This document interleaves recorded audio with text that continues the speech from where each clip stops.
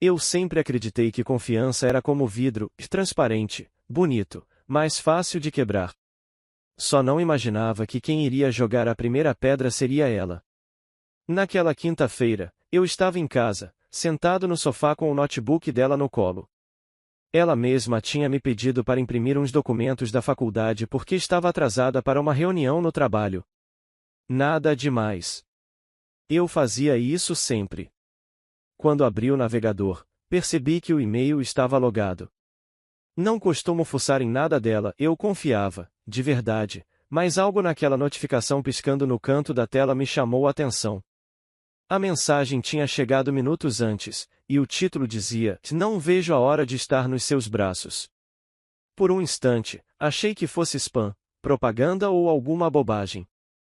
Mas o nome do remetente fez meu coração gelar, o chefe dela. Aquele mesmo homem que ela sempre descreveu como um mentor, alguém que a ajudava a crescer profissionalmente. Minhas mãos suaram na hora. O cursor tremia enquanto eu clicava. A mensagem era direta. Paixão escondida em palavras doces, planos para um fim de semana juntos num resort de luxo, reservas confirmadas. Ela não tinha contado nada. Não tinha inventado nenhuma desculpa ainda. Estava apenas pronta para ir. Continuei descendo. E quanto mais lia, mais sentia o chão desaparecer debaixo dos meus pés. Eles tinham um histórico de mensagens, fotos, trocas de piadas internas, planos secretos. Não era um deslize recente. Era um caso antigo, bem construído, bem escondido.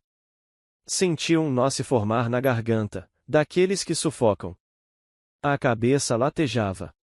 O silêncio da sala parecia zombar de mim. Não chorei, não gritei. Só fiquei sentado, olhando para a tela, com a sensação de que tudo que vivia ao lado dela, cada plano, cada conversa, cada eu te amo, a tinha virado pó. Foi nesse instante que uma coisa estranha aconteceu. Em vez de explodir, eu fiquei calmo. Um tipo de calma perigosa. Eu sabia que confrontá-la agora só me daria mentiras, desculpas e teatro. Não. Eu ia esperar. Ia deixar ela cavar a própria cova com a confiança que ainda achava que eu tinha nela. Quando o relógio marcou 18 horas, ela me mandou mensagem dizendo que ia sair com as amigas no fim de semana para relaxar um pouco. Eu li, respirei fundo e respondi com um simples ok coração vermelho. Por dentro, algo tinha mudado. Eu não era mais o cara que acreditava em tudo que ela dizia. Eu tinha acabado de me tornar o cara que ia assistir à queda dela, em silêncio. E foi nesse silêncio que o plano começou a nascer. Eu não dormi naquela noite. Não porque estivesse devastado, embora, claro, estivesse, mas porque minha cabeça trabalhava como um motor acelerado. Cada detalhe daquela mensagem estava gravado na minha mente, e quanto mais eu pensava, mais uma certeza se formava, e eu não iria dar a ela o prazer de controlar a narrativa. Dessa vez, quem ia decidir como a história terminaria seria eu. Deitado no escuro, senti a raiva vir em ondas, intensas e frias. Mas no meio desse turbilhão, surgiu algo mais forte, clareza. Era como se uma parte de mim tivesse despertado e dissesse: não faça nada agora. Espere. Observe. Na manhã seguinte, ela agiu como se nada tivesse acontecido. Me deu um beijo apressado, pegou a bolsa e saiu para o trabalho, dizendo que estava empolgada com o fim de semana das meninas. A ironia quase me fez rir. O jeito leve com que ela mentia era prova de que essa não era a primeira vez. Só a primeira vez que eu sabia. Enquanto ela falava, eu a observava com atenção, os gestos, o tom de voz, as pequenas pausas. Parecia um filme passando em câmera lenta. Eu não via mais a mulher que amava. Eu via a mulher que estava me traindo com outro homem, e ainda assim me olhava nos olhos sem tremer. Foi ali que a ideia surgiu. Eu não ia a confrontar. Não ia implorar. Não ia perguntar a porquê. Eu simplesmente ia agir. Ia deixar que ela fosse viver a grande aventura dela, e quando voltasse, não haveria mais lar para chamar de nosso. Peguei um caderno e comecei a anotar tudo, e datas, horários, cada passo que eu precisaria dar para tirá-la da minha vida de forma cirúrgica. O objetivo não era vingança por impulso, mas justiça com frieza. Eu queria que, quando ela percebesse, já fosse tarde demais. Ela achava que tinha controle da situação. Achava que ia passar um fim de semana de luxo, mentindo para mim, e voltar para a mesma cama, pro mesmo teto, para a mesma vida. Mas o que ela não sabia é que, quando colocasse os pés fora daquele apartamento, nada mais seria igual. E assim, com o coração em silêncio e a mente afiada, eu comecei a preparar o palco para a queda. Ela saiu como se fosse só mais um passeio e salto, sorriso ensaiado, beijo seco na minha bochecha. A mala dela, surpreendentemente pequena para quem ia a um resort de luxo, parecia mais um acessório do que um prenúncio de fuga. Vi o carro sumir na esquina e, por um momento, tudo que ouvi foi o motor se afastando e o estalo do meu próprio silêncio. Não havia euforia quando a porta fechou. Havia uma calma cirúrgica, igual à de quem sabe que a única forma decente de lidar com um tumor é arrancá-lo. Fui até o armário, abri as gavetas que durante meses foram partilhadas, e comecei a separar. Roupas que lembravam aniversários, camisetas que tinham a cor que eu gostava, o casaco que ela sempre pegava no meu ombro quando estávamos na rua, tudo. Não havia grosseria nas minhas mãos, só método. Cada peça foi dobrada com a precisão de quem embala algo que não pretende devolver. Enquanto embalava, me surpreendi com memórias pequenas que insistiam em saltar, uma foto amassada, um bilhete de cinema escondido entre páginas de livro, um batom que sempre esquecia no porta-copos. Não senti remorso, senti apenas a estranha leveza de quem limpa poeira de móveis velhos. Coloquei tudo em caixas, as caixas em sacos, os sacos no corredor. Era um ritual silencioso, quase sagrado, transformar presença em objeto, amor em conteúdo para transporte. Passei pelo espelho do hall e vi alguém que não reconheci de imediato, olhos cansados, mandíbula tensa, mas um tipo de firmeza que antes não existia. Antes eu reagiria. Hoje eu organizava. Antes eu imploraria. Hoje eu decidia. Antes eu me perdia em questionamentos, hoje eu traçava passos. No topo da última caixa, escrevi uma única frase em um papel e colei na porta do armário, e boa viagem. Não era sarcasmo. Era constatação. Saí, tranquei a porta, desci com as chaves e deixei as caixas no carro do meu amigo, que não perguntou nada. Peguei o elevador de volta ao prédio, olhei para o apartamento pela janela do corredor, parecia menor sem as coisas dela e, naquele silêncio pesado, soube que o próximo movimento caberia a ela. Quando o som do carro dela deixou de ser apenas memória e virou ausência concreta, eu esperei. E foi então que decidi o que faria quando ela voltasse. Domingo à noite. A chuva caía grossa, ritmada, como se o céu soubesse exatamente o tipo de noite que ela merecia encontrar. O relógio marcava pouco depois das 8 quando o portão do prédio tocou. Eu já esperava. Ela estava de volta da sua viagem com as amigas, ou melhor, da sua fuga disfarçada de diversão. Peguei o celular e atendi o interfone com uma calma que me surpreendeu. Oi, amor, abre pra mim. A voz dela tinha aquele tom leve, doce, o mesmo que usava quando queria que eu acreditasse em tudo. Não. Silêncio. Curto, afiado. Como assim e não? A risada nervosa escapou, como se fosse uma piada mal contada. Suas coisas não estão mais aqui. Do outro lado da linha, ouvi a respiração dela mudar. Foi como se, por um segundo, o mundo parasse e a mentira finalmente se engasgasse com a própria garganta. Ela começou a bater no portão, a me chamar pelo nome, a dizer que eu estava sendo louco, que a precisávamos conversar. Conversa? Eu já tinha conversado comigo mesmo. Já tinha me explicado tudo no silêncio daqueles dias. A minha parte da história estava encerrada, só faltava ela entender. Desci até o térreo. Quando abri a porta, ela estava lá, encharcada, com os cabelos colados ao rosto e a mala de viagem na mão. A expressão dela misturava confusão e medo. Como alguém que volta de um sonho bonito e acorda direto num pesadelo. Onde estão as minhas coisas? Ela perguntou com a voz trêmula. Longe daqui. Igual a você. Ela chorava, tentava me tocar, me convencer de que estava enganada. Falou que era só uma viagem, que a nada demais tinha acontecido. Aquele teatro ensaiado não me comoveu. Eu tinha os e-mails. Eu sabia a verdade. E o melhor, não precisava mais ouvir nada. Você escolheu mentir, e agora a verdade chegou primeiro que você. Foi tudo o que respondi antes de virar as costas. Enquanto ela ficava parada no meio da chuva, desesperada por uma reação que não veio, o telefone dela tocou. Eu reconheci o nome que apareceu no visor, ele. O chefe casado que não abriria a porta para ela naquela noite. Foi nesse exato momento que eu percebi, e a máscara tinha caído. E a queda dela, se estava só começando. Naquela madrugada, enquanto ela provavelmente tentava entender como tudo tinha desmoronado tão rápido, eu estava sentado na minha sala, encarando a tela do notebook. O nome dele estava lá, destacado no cabeçalho de todos aqueles e-mails que eu tinha lido e relido nos últimos dias. O grande amor de fim de semana dela. O homem casado. O mentor a que, na verdade, era o cúmplice da traição. Eu podia simplesmente seguir com a minha vida e fingir que tudo terminava ali. Mas havia outra pessoa nessa história, alguém que, assim como eu, tinha sido enganada. A esposa dele. A mulher que dormia ao lado de um homem que reservava quartos de hotel para a minha namorada. Ela merecia saber. Respirei fundo, abri um novo e-mail e comecei a escrever.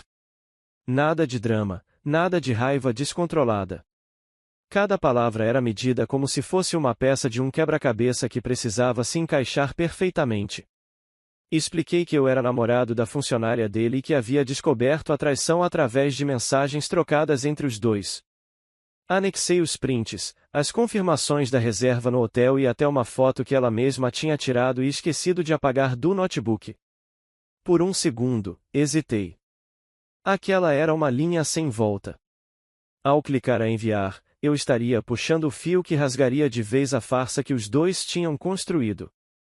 Mas a dúvida durou menos que um piscar de olhos. Cliquei. Mensagem enviada.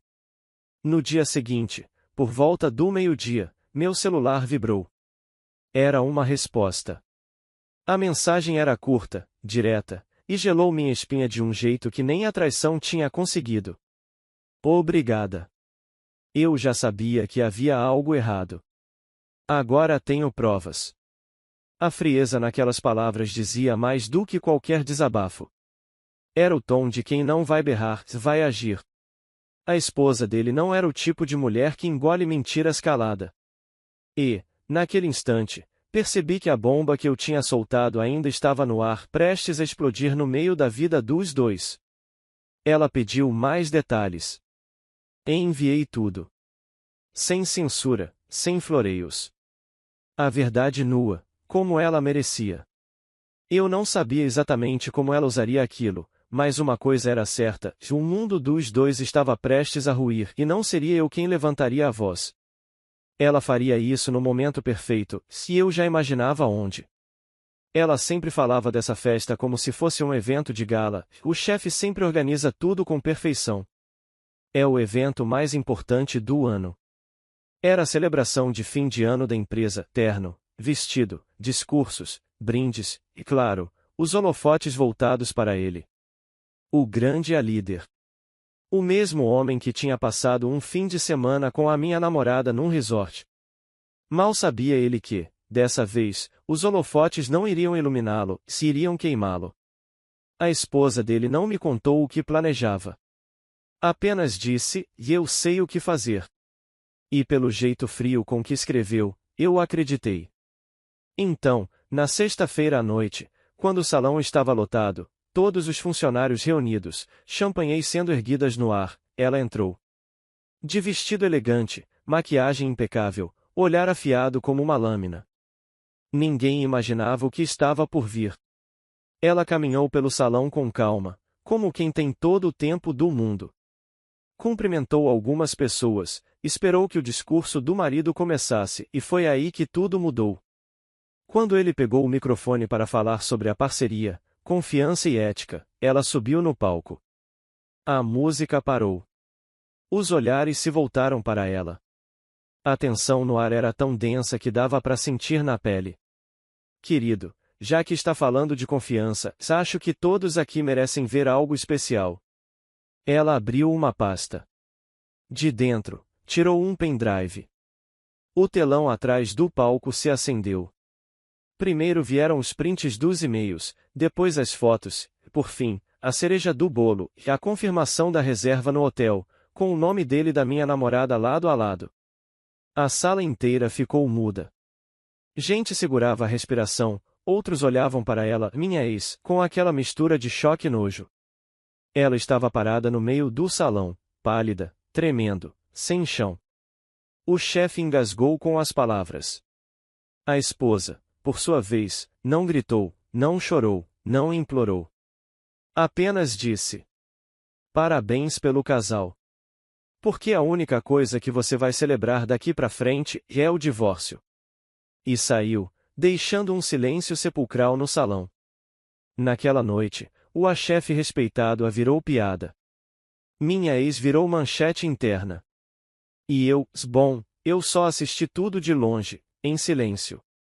Mas o impacto daquela noite ainda teria consequências muito mais profundas, principalmente para ela. Depois daquela noite, a vida dela começou a desmoronar numa velocidade que nem eu imaginei ser possível. Era como assistir a uma avalanche que começou com um floco de neve e agora nada poderia pará-la. No dia seguinte à festa, a notícia do escândalo já estava espalhada entre todos da empresa. O vídeo do telão, alguém teve a brilhante ideia de gravar, circulava discretamente entre os funcionários. O romance secreto não era mais segredo nenhum. A imagem que ela tanto se esforçava para construir, de mulher exemplar, profissional dedicada e parceira perfeita, se estilhaçou de uma vez só. O chefe dela, agora ex-amante exposto, foi afastado imediatamente por conduta inapropriada. Mas o que pegou todos de surpresa foi que ela também foi desligada. Oficialmente, por quebra de confiança e imagem da empresa. Na prática, ela se tornou o rosto do escândalo. O nome dela virou sinônimo de sussurros pelos corredores e olhares atravessados. Os amigos em comum começaram a desaparecer, não porque eu pedi, mas porque ninguém quer estar ao lado de quem carrega um furacão desses nas costas.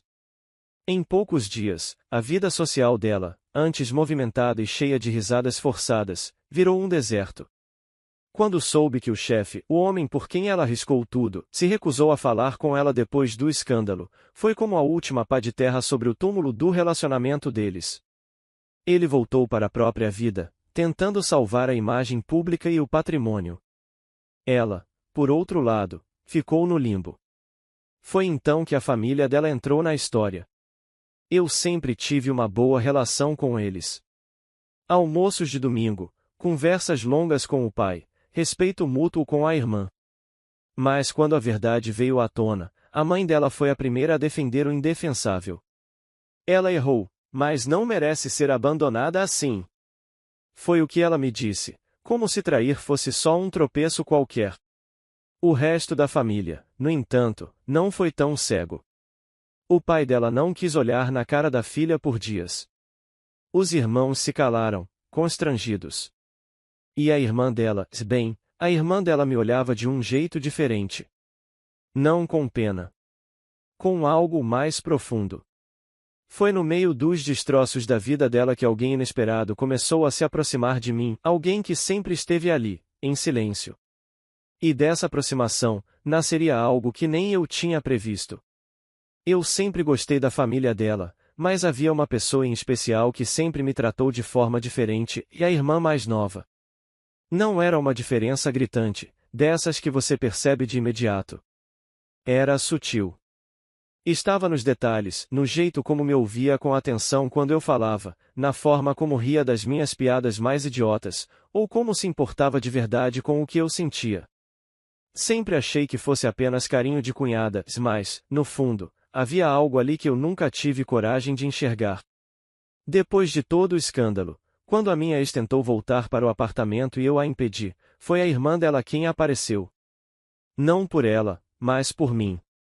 Bateu à minha porta com uma garrafa de vinho, um olhar sereno e nenhuma pergunta invasiva. Apenas sentou no sofá, me ouviu e ficou ali, presente. Diferente da maioria, ela não tentou justificar o injustificável, nem romantizar erros. Ela foi direta. Você não merecia nada disso. Naquela noite, pela primeira vez em semanas, eu respirei sem sentir o peso da traição no peito. Conversamos por horas. Ela me contou coisas que eu não sabia, sobre como sempre desconfiou da relação da irmã com o chefe, sobre como tentou alertá-lo e foi chamada de a invejosa por isso. O mais surpreendente foi quando ela me olhou nos olhos e disse, quase num sussurro: eu sempre soube que ela não te valorizava, e sempre achei que você merecia alguém que olhasse para você do jeito que eu olho. Fiquei em silêncio. Era um tipo de verdade que vinha carregada de sentimentos guardados por tempo demais. Percebi, naquele instante, que aquele olhar sempre esteve ali, eu é que nunca tinha prestado atenção. Os dias seguintes foram estranhamente leves quando ela estava por perto. Nenhum clima forçado, nenhuma cobrança. Só uma companhia tranquila, sincera, silenciosa às vezes, mas cheia de significado. Enquanto minha ex se afundava em arrependimentos e desculpas vazias, a irmã dela se tornava uma presença cada vez mais forte e real na minha vida. E foi num desses fins de tarde calmos, quando o mundo parecia ter diminuído o ritmo, que algo inesperado aconteceu, algo que mudou completamente a direção dessa história. Foi numa tarde cinza, quase silenciosa, que tudo aconteceu. O tipo de tarde em que a cidade parece respirar devagar, como se o mundo estivesse esperando alguma coisa acontecer. Eu estava sentado na varanda, com uma xícara de café nas mãos, quando ouvi batidas na porta. Não era a irmã dela, era ela. Minha ex. A mulher que um dia eu amei com tudo o que tinha. A mesma que jogou fora o que construímos por um fim de semana com um homem casado. Ela estava abatida, magra, com olheiras fundas e o olhar perdido de quem não reconhece mais o próprio reflexo. Eu não tenho mais ninguém, posso entrar? A voz dela era um sussurro trêmulo. Eu respirei fundo. Por um segundo, lembrei de todas as noites em que acreditei nela, dos planos, dos sorrisos, dos para sempre a que hoje soavam ridículos. E então percebi, não havia mais raiva, apenas um vazio sereno. Ela não tinha mais poder sobre mim. Não. Você escolheu sair. E agora, isso aqui não é mais sua casa. Os olhos dela se encheram de lágrimas, mas eu não me curvei. Ela implorou, chorou, prometeu mudar. Tudo tarde demais. Ela estava ali tentando reconstruir um castelo que ela mesma demoliu com as próprias mãos. Foi então que, como se o destino tivesse esperado o momento perfeito, a porta do corredor ao lado se abriu. A irmã dela apareceu. De cabelo solto, blusa simples, olhar firme. Ela não hesitou, caminhou até mim e segurou minha mão, sem dizer nada. Não foi um gesto ensaiado. Foi natural. Como se sempre tivesse sido assim. Minha ex congelou. O choro parou. Eu vi, nos olhos dela, o exato segundo em que entendeu que tudo que ela perdeu, que eu não ia devolver. Não era uma vingança fria. Era apenas a vida seguindo em frente e, ironicamente, com alguém que sempre esteve do meu lado em silêncio. Ela deu um passo para trás, tremendo. Você, com ela? Com alguém que sempre me respeitou, mesmo quando você me destruía pelas costas. E, naquele instante, ficou claro, e a punição dela não foi o escândalo, nem o emprego perdido, nem a solidão. A punição dela foi assistir, com os próprios olhos, eu sendo feliz com alguém que ela subestimou a vida inteira. Enquanto ela se afastava na chuva, como naquela primeira noite em que voltou da viagem, senti um peso sair dos meus ombros. A irmã dela apertou minha mão, sorriu de leve e disse: agora é só a gente. E foi assim que tudo terminou, não com gritos, não com vingança, mas com um recomeço inesperado e verdadeiro. Porque, às vezes, a melhor resposta para a traição é simplesmente ser feliz onde ninguém esperava. Conclusão estilo Reddit.